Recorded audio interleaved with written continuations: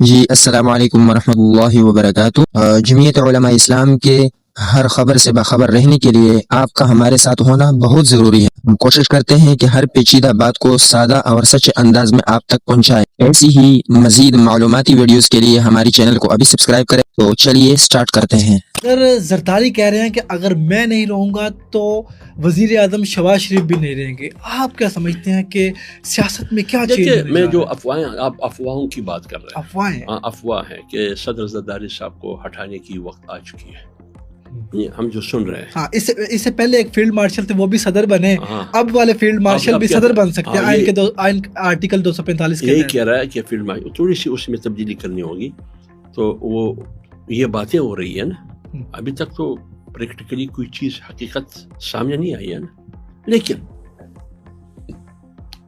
اگر آپ ایک آدمی کو آپ نے بٹھایا ہے ایوان صدر میں، ہائیبریڈ نظام نے بٹھایا نا، کس نے بٹھایا؟ ہائیبریڈ۔ اور یہ میں نہیں کہتا ہوں، خواجہ آصف نے خود کہا ہے کہ یہ ہائیبریڈ نظام ہے، اور ہائیبریڈ نظام سے بہترین نظام ہے نہیں، بہترین نظام ہے نہیں۔ ہائیبریڈ نظام کیا ہے؟ ہائیبریڈ نظام یہ ہے کہ تمام ادارے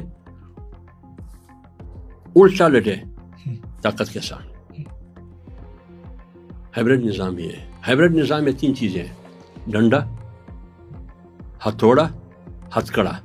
ہتھوڑا اور ہتھ کڑا دونوں ڈنڈے کے سامنے سرنگون ہو۔ ہائیبریڈ نظام یہ ہے کہ موجودہ سسٹم نظام حکومت، جو حکومت میں بیٹھے ہوئے لوگ ہیں، وہ جھنڈے کا اتنا احترام نہیں کریں گے جتنا ڈنڈے کے احترام کریں گے۔ وہ صبح جھنڈے کو سلام نہیں کرتے ہیں، وہ جھنڈے کے اندر جو ڈنڈا ہے اس کو سلام کرتے ہیں۔ ٹھیک ہے، یہ ہے ہائیبریڈ نظام۔ تو جب ایک آدمی کو آپ نے ایوان صدر میں بٹھایا، یعنی صدر آصف علی زرداری کو آپ نے بٹھایا، ہائیبریڈ نظام نے بٹھایا، اسی آدمی کو بغیر کسی وجہ آپ ہٹانا چاہتے ہیں، تو ریئیکشن تو یہ ہوگا کہ آپ میں نہیں رہوں گا، صنم آپ کو بھی لے کے ڈوبیں گے۔ ہم تو ڈوبے ہیں صنم، تمہیں بھی لے ڈوبیں گے۔ ہم تو ڈوبے ہیں، صنم آپ کو بھی لے کے ڈوبوں گا، پھر تو یہی ہوگا۔